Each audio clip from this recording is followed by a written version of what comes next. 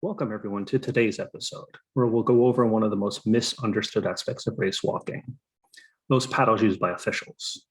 What do the symbols mean, and how are the paddles used? There are three main paddles used by race walk judges to communicate with the athletes in a race. Two are yellow and one is red. The paddles are how judges maintain a fair race between all of the athletes and hold them accountable to the rules. Think about how fouls are shown in soccer with yellow and red cards. This is the same thing. To go out of order, let's talk about the red paddle. This one is used by the chief judge and or their assistant, basically the race referees. The red paddle is only used when an athlete is being notified that they have been disqualified.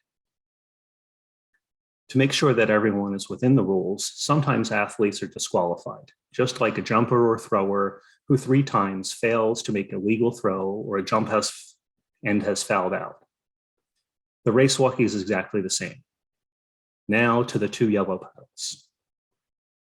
Each paddle has the same symbol on both sides. One has a greater than sign, which is used to indicate a bent knee. The other has a wavy line that is used to indicate a loss of contact with the ground. How are those paddles used, and what is the purpose of using them? Paddles are shown to athletes during a race to communicate when their walking technique is close to breaking the rules of the event. Are they being disqualified when shown a red paddle? No. They're receiving a warning or notice from the official that they're in danger of breaking the rules. This gives them time to make technical corrections to their walking to comply with the rules.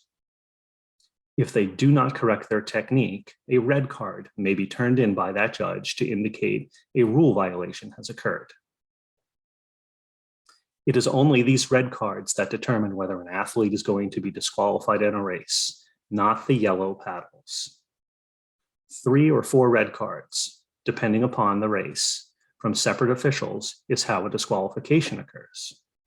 Now, it is important to understand that disqualified athletes are not cheaters.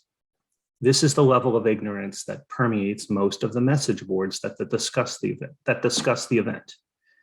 These athletes just violated the rules. Sprinters who false start or field eventers who have 3 missed attempts are not called cheaters. So seriously, stop calling walkers cheaters. It has no place in the sport at any level. I hope that this clarifies what these paddles are used for in race walk events. Thanks for watching, and happy walking.